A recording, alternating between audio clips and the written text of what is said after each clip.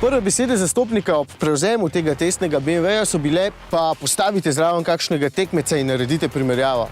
To pa je samozavest, ampak je lahko, ker Enica je krasen avtomobil, takšna sploh.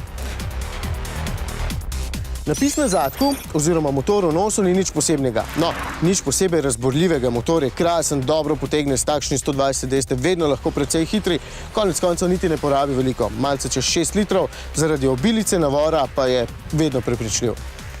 Ta avtomobil je še posebej prepričljiv zaradi vse te dodatne opreme, ki jo ima in zaradi katere stane 45.000 evrov. Ja, 45.000, kar nikakor ni malo. Za ta denar recimo dobite že 520 D ali pa za celo nekaj evrov manj M135i, ki vam bo nasmeh risal vsak dan znova.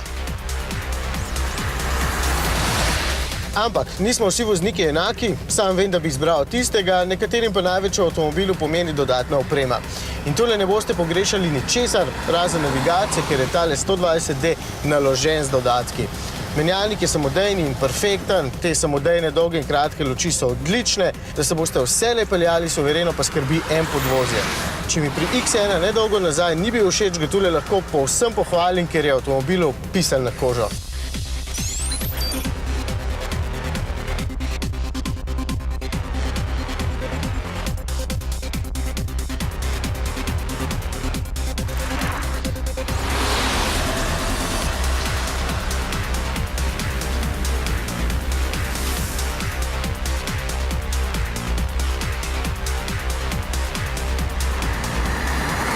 Tako dobro se pelje takšna Enica, da mi je jasno, zakaj se ne bojijo tekmecev. Ker se noben avtomobil v tem segmentu ne pelje tako dobro. Celo v načinu sport, ko je najbolj športen, ni surov in se res lepo pelje.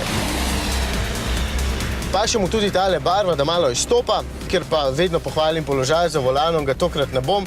In še enkrat, razen cene ta avtomobil skoraj nima hib. Sicer pa jih tudi ne sme imeti, ker je cena kar pošteno zasoljena.